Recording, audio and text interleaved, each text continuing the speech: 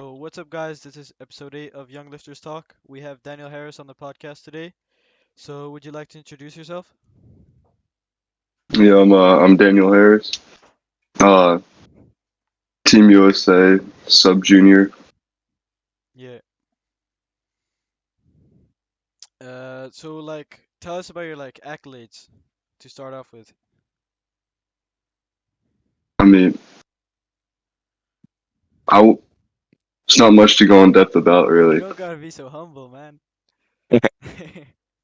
Now, in August, I traveled to Romania with Team USA to compete in the IPF Sub Junior World Championship, where I believe you interviewed Anders, right? Yeah, and Mark. Mm-hmm. Yep. I heard the Anders one, but it was in Swedish, so I didn't understand. Oh man. Mm. Yeah, we're doing in Swedish with the Swedish people, and then in English with the international lifters. Yeah, that makes sense. Yeah, but how did you start just training in the gym at all? Uh, when I started, so I was watching a lot of YouTube and I saw some David Blade videos pop up. Ah. So I decided that I wanted to get some stuff for a home gym, and it was like basic to start. Like I do the little like 3x12 everything, Mm, push pull legs, yeah. and then I started to actually get serious about 2 years in. So you Mm-hmm. trained for 2 years. What was your starting point like? Like, were you any strong? What did you weigh? Like, I couldn't even bench the bar. I weighed about 45 kilos. oh damn. Ooh, Mm. shit. And then after 2 years, before getting serious, as you said, where did you get by then?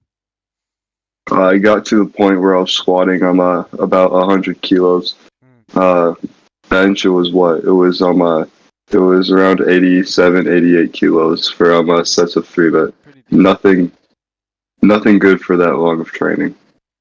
Mm. Yeah, yeah. How old were you then? Yeah, how old were you?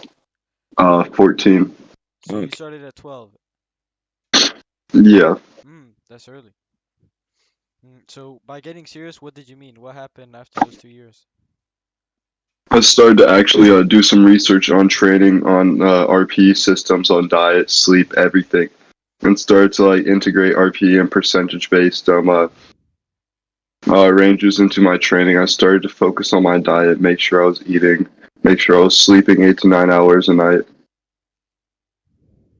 and that's when I decided to do my first competition. So how did that go? What was your first competition?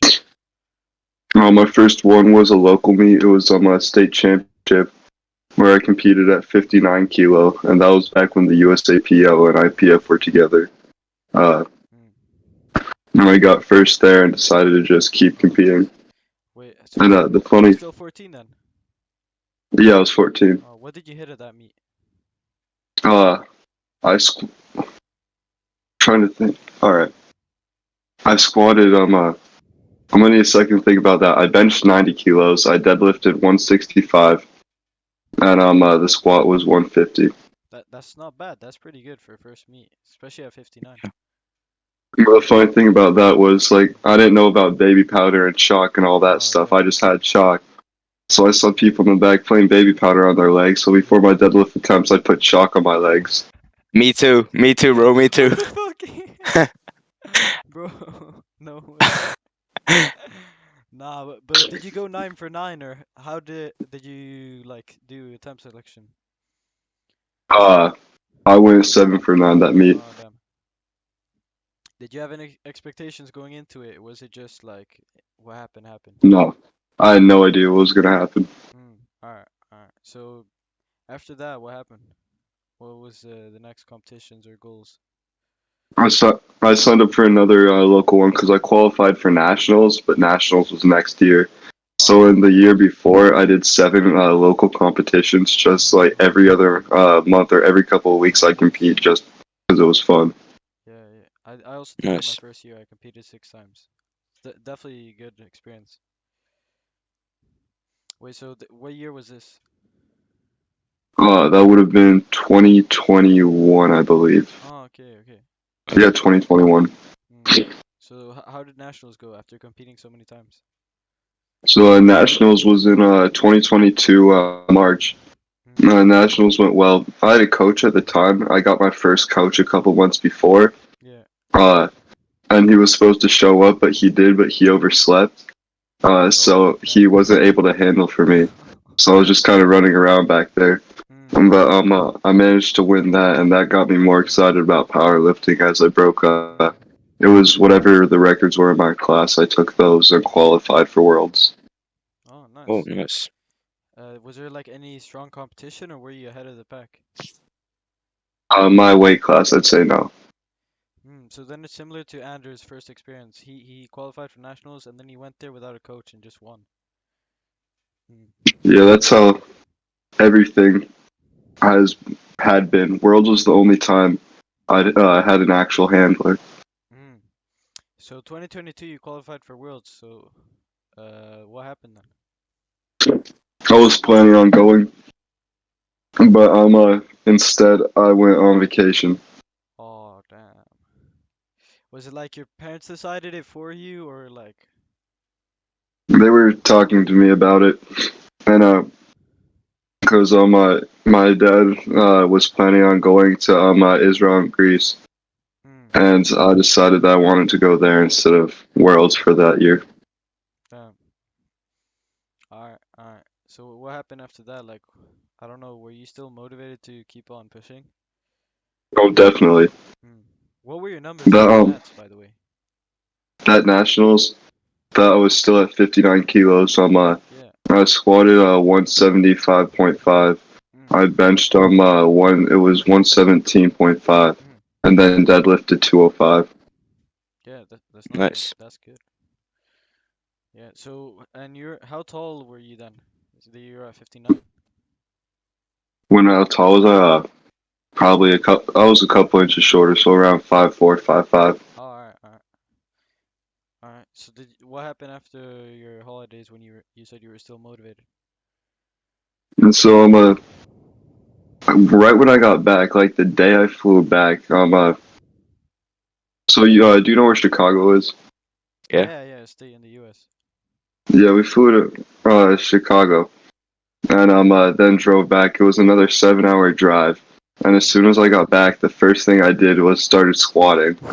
Uh, I had just been waiting a couple of weeks to train, Yeah. so I just started squatting, and I kept training. And that summer, that was the summer where I hit my first ever 500 squat before I got injured. Damn. So I didn't compete until November of that year. Wait, but how much did you weigh? You said you just competed at 59 in the Yeah, summer. my first ever squat was at 59 kilo, 15 years old. Oh, and you squatted 500. 500 then. So like Yeah, 227.5. Hmm. yeah, I got a video of it. It was really sloppy. Oh. It was like, it was a grind, but I was proud of that. And Yeah. then a week later, I tore something in my hamstring. Oh, wow. Because Mm. the record is still sitting at 200 in the 59 sub junior. Yeah, So that's a that's I substantial was. squat. That's why had the competition in November. I was planning on going and breaking that. Mm. But so you injured yourself, so like any like particular reason or were you just like really unlucky or like what happened? So I was squatting, and I don't really know why, but why I didn't notice. But I spilled out of rain, which is. Do you know what those are? A what? A rain, the energy drink. Oh yeah. Yeah, Rain. Yeah, I had one of those, and I spilled it in the platform. I decided I was gonna clean it up after my set, and while I was squatting, like I was just kind of like unstable, and then the bottom of my shoe was kind of wet, and it slipped out from me. So like my foot like went from here and turned Oh. while I was in the Were you hole. on your back? Fuck. Yeah, Oh I damn. was warming up. I had 180 kilos on me when that happened. Holy shit, man. How was recovery for that? Like what was the result? It was slow, Mm. very slow, but it recovered, like it healed fully, I think. Mm. Were you But it was a kept lot of posted that? physical therapy. Yeah. Mm. Alright. So like I don't know. How did that affect you mentally? It was definitely rough seeing how like I just kept thinking like maybe I'm not going to be able to compete again, or like looking how far back I was set. So like it was difficult to walk. I couldn't even do bodyweight squats. I couldn't pull a plate. Mm. And this was in the end of 2022. Yeah, Yeah. about August 2022. So how long till you got like back to like I don't know, at least pulling like 140 kg? Back in late January to early February, after a while of doing nothing on it, I was able to start somewhat training again, which was slow. It was very disappointing going like being able to deadlift 225 and then struggling to deadlift 100. Mm. Mm.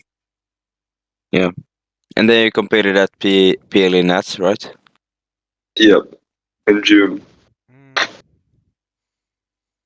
How did that go? Yeah. I got first place there, which that was my first time coming close to a record in the 66 class where Mm. that I squatted 220 and just barely failed 227.5, Mm. but still failed it. I benched 132.5 or 135. It was one of those.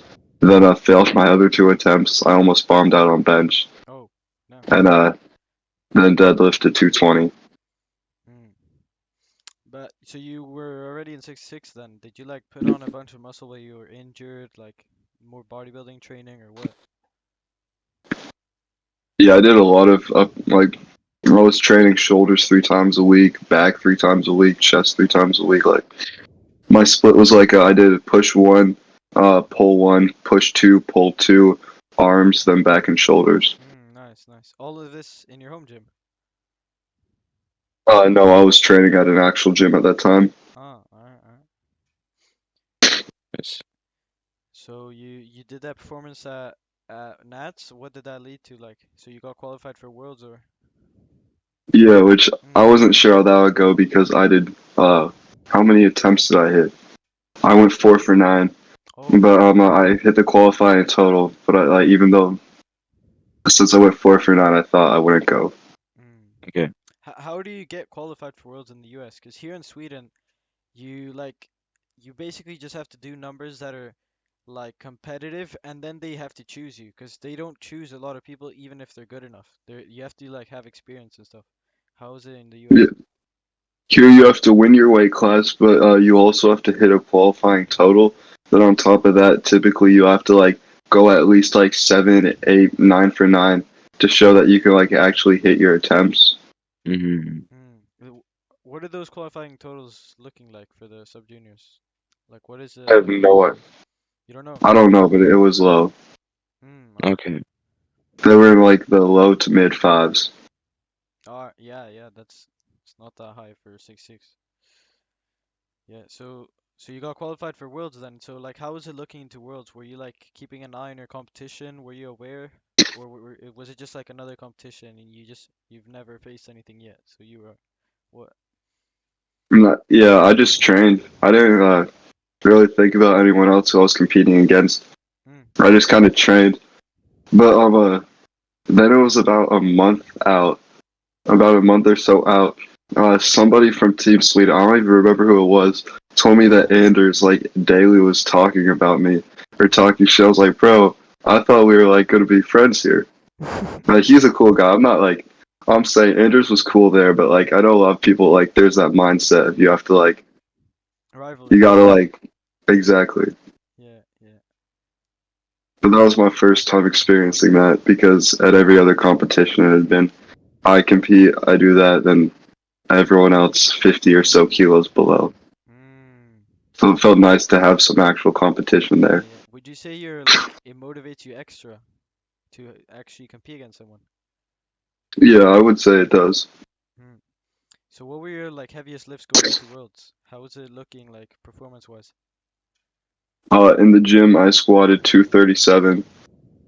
I benched 150, and then I deadlifted 250, Mm. Okay. Yeah. which obviously didn't hit quite that high at Worlds, but that's okay. I still hit what I wanted. How long is the travel to Romania? First, so there were a bunch of flights. My first flight was about 4 hours. That was to uh where was it? I don't remember where it was, but we only stopped there for a little bit. But it was a 4 hour flight. Then from there, another 2 hours to Washington D.C. Then after that, it was I'd say about 12, 13 hours to Turkey, and then another about hour 45 to Romania. Hmm. So Oh, all in all, it took a while. So like a full yeah. day, even more maybe. Yeah, Wow. Yeah. How did that like, do you think that definitely affected your lifts, or would you say you acclimated well? I I would say it wasn't too bad. Like I'm used to training on low sleep and high fatigue, so it wasn't too bad. But it definitely like did play a small factor. Not in like not hitting what I wanted, but how I felt. Like I definitely was a little jet lagged. I know I was a little sick going into the competition, but it's not like I can go and blame that for not hitting what I wanted. That was Yeah, just yeah. uh, poor preparation on my part. Hmm. So how did the meet like itself go? Like, could you go like attempt by attempt? Like, what was going through your mind? Yeah. So I wasn't even. I gave like the head coach. There was Vin, and Vin was handling all that. I gave him like what I wanted to hit, what my goals were, and then he was just handling my attempts. I didn't even know my attempts until I saw the bar. So he just told me not to look at the screen. So until I stepped on the platform, I didn't know what was going to be on the bar. But really, nothing was going through my head aside from like when I compete, I just kind of like zone out and focus. Hmm. Uh, Mhm. so it just kind of went by. Nice. Hmm. So what did you get away with? What numbers did you hit? I squatted 230.5. I benched 140, then I deadlifted 235. Hmm. Yeah, that squat was a world record, right? Yeah, Yeah. And you totaled also, right? Or it was a world record at the time, I think. Yeah, yeah, the world record for total and squat. yeah, yeah. So you really are just a lifter that just lets their coach like just fix it for them, like the like ignorance is bliss, basically. Yeah, I used to not do that. I used to like even when I had a coach, he would tell me what to hit. I'd go in and put in the numbers I wanted. But like as I've like grown in the sport a bit, I've learned that really trusting a coach is what's going to take you far. Because yes, I'm competing, but also like that coach has years more of experience and really knows what they're doing and knows how to handle athletes. Yeah, yeah. You stepped away from being more of a neurotic lifter. Yeah, Part of that is like you have to kind of like give up a little bit of ego and like put your ego down a bit because that's a big factor. So you go there, you want to hit a number, but also you got to like set that aside and just listen to someone and trust them. yeah, for sure. Yeah. Especially when you're representing your country, like they're trying to get the best result for the team, not just yourself and your ego. Yeah. So after Worlds, like, what were your thoughts? Like, you won your World Championship. You're basically the best in the world, if you can call it that. Like, where was your head at? About that, so like about a month after competitions, it takes about a month or so for like that thought to set in. Mm, So I was just kind of there, just chatting with other lifters and enjoying like my time there. But I didn't yeah. really have a chance to think about winning. Okay. Mm. Nice. I think I saw you started getting coached by a guy that also competed at Worlds. Did you meet your current coach at Worlds? Yeah. So there were a few people that talked to me about coaching, and they were all great coaches. But this guy Langston, he's from Singapore. Yeah. One thing was like he's a great coach, but also we get along very well. Like we hung out a lot there. I hung out with Team Singapore a lot. Mm, So someone I got along with, and I knew that like could understand like not just the coaching aspect, but also like know how to talk and stuff, yeah, the and coach to like coach dynamic. someone I knew I would listen to. Mm, that's nice. So how's it going with him now since Worlds? Coaching well? Very well. Mm, Yeah, he knows what he's doing. He's taken my total up a significant amount. mm. Nice. So since Worlds, have you competed yet? Or how's it been? I haven't competed, just trained. My next competition is about 10 weeks away, which will be the Nationals. Nice. Powerlifting America Teen Nats, right? High school nats, yeah. Or yeah, yeah. Okay. So Are you competing in what weight class? I'm pretty sure 66. Okay, okay. Yeah. I'm confident with 66. I had thoughts about going to 59 again, because of how low my weight's been sitting. But Okay. I think 66 would be fun, so I don't have to cut. Yeah, But how tall are 74. you? 70, huh? How tall are you? 5'6", 5'7" Oh, yeah, no, 59 now. I think that's a little stretch. You're tall for that. Yeah, it's a lot of cutting. I mean, that takes a big water cut, gut cut, all of that sauna. But also, then I look shredded on the platform. Yeah, but have you thought about 74? Putting on some muscle, getting bigger, maybe lifting more? I don't know. There's some numbers I want to hit in 66 first, and then I want to go 74. I see a Okay. future in 74, but I definitely do need to finish some things in 66. And this is What are your those last year. numbers? Yeah, what are those What? numbers actually? I'm hoping in 66. I want to squat 265. I want to take the bench record and bench 168. And then honestly, as long as I deadlift over 272, I'm happy. Wow. Okay. What would that Nice. total up to? Let me count that up. That would That put it, I believe, just over 700, like 702, 704. 272. And when is your goal to hit those 6 times numbers? 5.5. So yeah, 700. That would be substantial. Yeah. I want to hit that as a junior or sub junior. Like Mm. I'd say before I turn 19, I want to hit at least a 600 squat.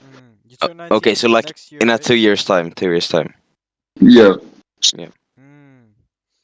Yeah, Okay, this year is nice. your last year as a sub junior, right? I'm not really sure how it works with It's that, the year but you I turn think 18. so. Yeah, this is the year I turn 18. Yeah. Yeah. Mm. Because you're born 2006, right? Yes, October. Okay. Yeah, Yeah. exactly. So it's your last. So you're doing nats. How's your training right now? How any like goals for that or just bare minimum to qualify?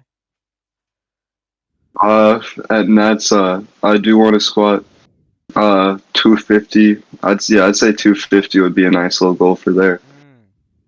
Mm. I've changed my bench a lot. I changed my hand placement, my feet placement, narrowed my grip a little bit, everything. So if I can still bench around 150, 155 there, I'd be happy. Same with deadlift, like my technique on everything has changed. Squat, I start squatting narrow now. I bought squat shoes instead of going super wide with flats. Yeah. Narrow grip bench. I've thought about switching back to conventional again. Mm. Okay. Nice. Mm. But are the qualifying totals any different? Is there any competition? Like, what do you think will happen at Nats? What are you just aiming to do? Yeah, as long as I just win and get the world selection, I'm happy. All right. Mm. Yeah, Nice. Worlds this year's in Malta, right? Sub junior, junior Worlds. Yes. That would be Yep, nice. Malta. Mm. Okay. Now Anders and Mario are aged out, so have you like checked out if there's anyone in the sub juniors to compete against 6-6? I haven't checked yet. I'm gonna look more into that once it gets closer to Worlds, Yeah. but until like who's competing on Worlds gets published, I don't really see a Mm. point. Yeah, yeah, makes sense. But I do look forward to seeing them again in the juniors, as they were fun to Yeah. compete against. I mean, they did they made put some effort into it, made it so I had to put more effort than I thought I would into it.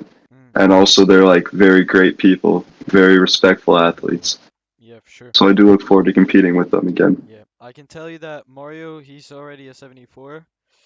And Anders is not going to be at Worlds because he's taking like a little time off to do more bodybuilding, get up. He's going to 274s, and he won't do Nats this year. So yeah, but Mario will probably be there. Mm. I know he's been coaching some people. Yeah, yeah, he's doing pretty well in Belgium. He's coaching Yeah, like I think he told us 30 people, something like that. that's insane. Yeah, I just started coaching about a month ago, and I have what? I have 11 powerlifting clients and 17 oh, nice, overall, nice. and it's So That's good. 30 is difficult. 30 would be a huge amount for that. yeah, for sure. So how do you like? Where did you learn your current like training knowledge? What are your like training philosophies? What do you tend to think about when coaching people in powerlifting? So when I coach for powerlifting, one thing I do is like try to keep people away from what I did for the longest time because what I did for the longest time was I didn't really follow a set program. I would just go and hit RP 9, RP 10 Yeah, singles every single day, and it like yeah, so. If you saw my old training Instagram got deleted, but yeah, if you saw back on there, everything was extremely high intensity, high RPE, and like I know that for most people that's not gonna work. That's not gonna actually like lead to any progress. It's just gonna lead to injury and fatigue. So I try to like really be smart with how I incorporate RPs to where it's not too high on a day to day, but also not too low. And also one thing is balance with like I also balance it with what they do. So if someone who works like a job in construction, obviously I'm gonna have to do that differently than someone who goes to school full time. mm, Mhm. mm. Yeah. Any specific like more well-known coaches that you've like followed for knowledge? Yeah, I'd say I'm a Joey Flex definitely. Mm, My old coach worked with him, so that I take bits of that, yeah, incorporate that, and also I've talked to some athletes of there's Jordi from Team oh, Netherlands. yeah, yeah, yeah, Yep. Yeah, Netherlands. He's a very he's very good at that. He's a great trainer, yeah. extremely smart. So I'm like bits of his. I talked to him. I was gonna work with him, but we never got the meeting because the times conflicted. Mm, Oh, okay. Yeah, things I talked about with him a lot, and then also things I pick up from my coach, mm, and what he tells me he learns from his coach. So it's just bits and pieces of everything. yeah. Sounds good. Nice. Uh, so you said like rounding back to like a while ago that you started looking at what you're eating and things and your like external variables like outside of training when you started to get serious like could you go more in depth like what does a day of eating look for you like how many calories do you track do you like think about eating like specific amount. Yeah. So one thing is I did start tracking and I set goals for myself. Mm, Where previously I'd go like a day or two without eating, then another day eat yeah. not very much and not high quality foods. So now right, I'm eating about 2,200 calories a day with Mm, about 160 grams of protein, about 190 grams carbs, which and then the rest fat. Most of my food, I'd say like I eat a lot of beef and lamb. So I eat about half a pound to a pound of beef, then around half a pound of lamb a day. A lot of eggs, rice, potatoes, frozen fruits with honey. nice. Yeah. Nice. Yeah. Nice. I've So been making big shakes like with oats and peanut butter and stuff after the gym Ooh. or before school, which helps. Because right there I get 1,000 calories into a shake. nice, nice. How much do you weigh right now? I've been walking around at 64 kilos around there. Sometimes I drop down to like 63.9, 63.8. Mm, Also get up to 64.1.2. Just Okay, sitting so around. yeah, you weigh the same as Danny. And Danny, what are your macros? yeah, yeah. I've been eating 3,700 calories, God damn. like 500 carbs, 200 protein. For me to go up in weight, I have to eat like a 120. Yeah, no, no, that's crazy. At 66, you squat that much and you eat 2.2. Nah. Yeah, but Okay. I would say as in recent months, my diet has gone a lot better. Even leading up to Worlds, it wasn't the greatest. My whole structure for that was I'd wake up, I'd have a protein shake, then go to the gym. I wouldn't eat for pretty much the rest of the day. Then at night, I would have 12 ounces of steak mm, with 4 eggs, and then I would have about 2 cups of rice, and that was all for the day. damn. Yeah. Nice. Okay, so moving on to the next questions. Do you have some inspirations in powerlifting that you look up to? Some lifters? Yeah, maybe like one lifter that's your favorite. Otherwise, just like an assortment of lifters you look up to. Yeah, definitely. I would say my favorite power. So uh, it's kind of stuck between. So Eddie Berglund, he is a phenomenal lifter. Yeah. I know there's a lot of controversy around him and all that, especially with his bench.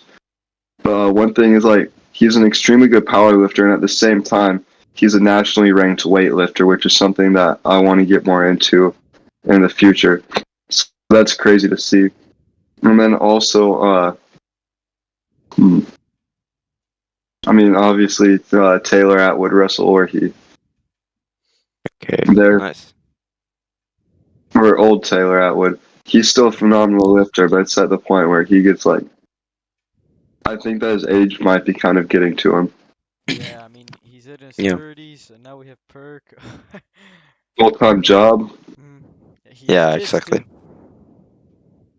Yeah, but I find it surprising that you like follow these athletes like Eddie Berglund. Like he's Yeah, not that mainstream. Maybe if you're Swedish, you'll know him, but otherwise, it's unless you're like international. I don't know. I mean, people like Eddie Berg. There's someone from Team Bulgaria. It's Emil. I don't know how to say his last name. Emil Krastev. Yeah, Ah, yeah, yeah. He's also really good.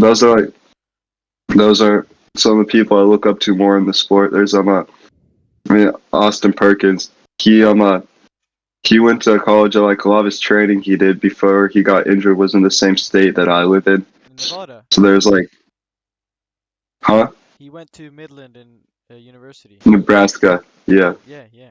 Mm. So there's that. But yeah, no. Also the big international athletes like Emil. It's inspiring to see Yeah, that, especially with how like his performance. It's a lot of up and down. Eddie Berglund, how like there's the controversy. He still goes and he's still competing, able to do it. When people are saying he'd be bombing out because of his bench, and at the same time as being a world champion, he's a nationally ranked yeah, weightlifter. yeah. He's been Yeah. doing it since he was like 12 or something, like really young. His family were also powerlifters, so they got him into it when he was a kid. Mm. Also, like a funny question. I've noticed that you actually know like how to say everything in kilos. I don't know if it's a stereotype, but usually like American lifters, they have to look like at a chart even to count their kilo plates and stuff. How come you Yeah, that's. actually? Yeah. I'm just used to kilos. Mm, I mean, I don't know. I've just always used kilos. mm. It just makes more sense to me. Same with Exactly. like measuring food, like using grams instead Yeah. of ounces or cups. It just makes more sense. Yeah. Yeah. Agreed. Agreed. Yeah, Yeah. nice. So outside of powerlifting, you named that University of Midland in the same state as you. Like, how's going with school? Like, what do you think about doing? You're in high school, right? Yeah. Yeah. So how's life like outside of powerlifting? I mean, it's busy. All I really do is I go to school and I do a lot of work. Like yesterday, a 10-hour workday. Mm. Uh, Later today, another 10 to 11-hour workday. It's just a lot of like trying to prepare. Well, of either getting ready for my workout recovery stuff or getting ready for stuff with school or work. Mm. What job do you have? Right now, I'm working at a grocery store doing a lot of stocking stuff. Mm. Okay, yeah. So, not my favorite job I've worked, but it's easy during the winter. I have I've had a lot of different jobs, Oh, okay. just depending on the season. Mm. You trying to save up money or just get experience or? Save up money so I can like with one thing at Worlds, After I compete in Malta with some people from a few other teams, we're planning on taking a trip to Ibiza, and then after that, I want to travel to Singapore. In June, I'm planning on going to Sweden. Like I like to do a lot of Oh, traveling, so I need nice, to nice. support Where that. in Sweden? I have no, I have not like figured that out yet. Come to Malmo. Come to Malmo. No, Stockholm, Stockholm, Stockholm. In the summer. Sweet. When in the And summer were you thinking about coming? June. Yeah. Mm. yeah, nice. We should definitely train together sometime. Yeah, that would definitely be fun. Yeah, we gotta call Anders and get him.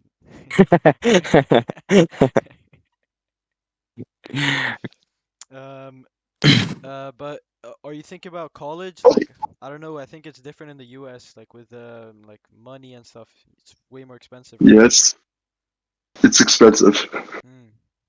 Mm. Going to college on average, like if you go to get a degree, that's a total like for most people you're gonna owe like $70,000 to $100,000 if you don't have scholarships. But I'm planning on going to college. I'm not sure if I want to go in the U.S., but I'm heavily thinking about going international for college. Mm. Nice. Yeah. Can't you get a scholarship with like powerlifting? Yeah, I've been offered a few full rides for that, which means that they cover everything. Which Nice. schools? There are a few up in Arizona, obviously Midlands. Yeah. Mhm. Are you interested in that or nah? Uh, Not as much. I used to want to go to Midland, but I don't really want to stay here. Yeah. Yeah. I just the thought of like traveling and going out, like especially out of country to study, sounds a lot more appealing. Yeah, for sure. And I think will overall be better for me in the future. Yeah. An example of Nice. a international lifter that's like studying abroad is Enaharo. He actually, if you know, the deadlift demon in the 83s. Yeah, he's actually studying in Sweden now, and he trains at the same gym as Lule right now. Yeah, that's cool. Yeah. Okay, Donnie, next question. Do you have, so we've talked about NAS and Worlds. Do you have any short-term and long-term goals? As in like the next few months or year, and then the next few like multiple years? So this year I have the goal of touching like getting close to 700 kilo total. That's the goal, but so I still have a bit of time for that. I think if I don't do that at Worlds, if I'm not able to hit 700 at Worlds, then towards the end of the year, around November, December, I'll do a smaller local meet just so I can uh, try to do that. Mm. And then the next couple of years, definitely getting close to 600 dots is a Mm. big goal of mine. Alright. But also, there's some other sports I'm gonna like dabble in a bit with this. So I plan on doing an MMA fight next year. Oh, damn. Mm. Nice. Do you watch the Uh, UFC? Do you keep track with it? yeah, Oh, I like the one championship more than UFC, but yeah, I watch yeah, it. they're good too. Yeah. I plan on doing a fight. I've done a few half marathons, so I want to do a full one, and then I want to do an Olympic weightlifting meet. Oh, wow. Wow. Multi-athlete.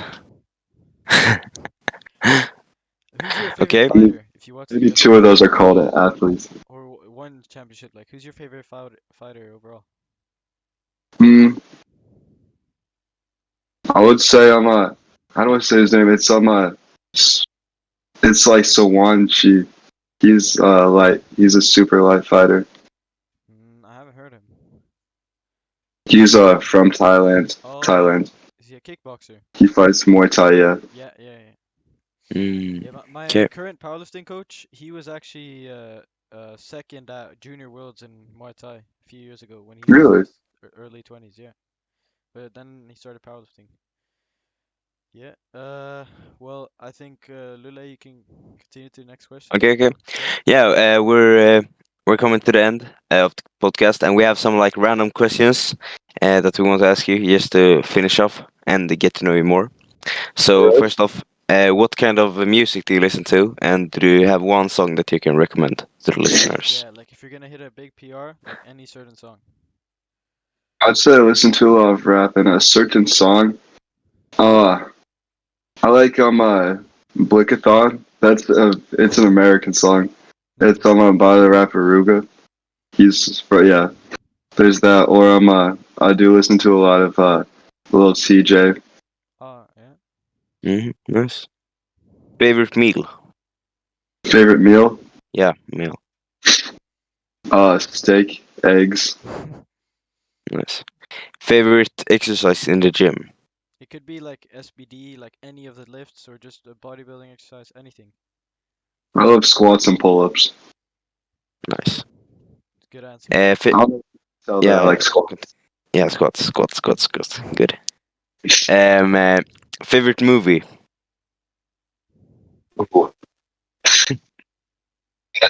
I'm not sure. I don't really watch movies. Mm, Wait, actually, I would say I like Crocodile Dundee. That one. never heard of Okay, it. nice.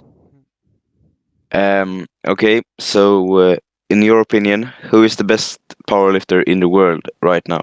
Yeah, it could be on pound for pound. It could be just objective strength and any metric. Just who you think is the best. Perkins. Perkins. Yeah. Yeah, I can agree with that. Who do you think is winning Sheffield 20 this year? Men and women. I see that Oliveras has it again. Hmm. Yeah. I mean, I don't see anyone getting close to him. Mm. No. Really? And women. I haven't looked on that side as much. I I know think. is Jessica Buter still competing? I don't know if she did this year. No, I don't Is there a think. message now? I don't think Yeah, she's competing. then I have no idea. Oh, that's Okay. Okay. So, if you could go back in time and give like the younger self of you an advice when you like started powerlifting, what would that advice be? Eat more. Eat more. Good. yeah, definitely. Yeah. Oh, nice. Do you have any sponsors or any friends or like coaches, anyone you want to shout out? I'm gonna shout out Langston. His Instagram is like Langsty. He is a phenomenal coach. He's still like he's not as known, but he's a phenomenal coach. Mm. Mm-hmm. Sponsors. Nothing big. Okay. All right, all right. Yeah. Well, thank you for getting on the podcast. Thank you for Yep, thanks taking for the having me. time. And yeah, have a good one. Leave a Yep. 5-star rating on the podcast, guys. Yeah, sure. Yeah. Thank you, Danny.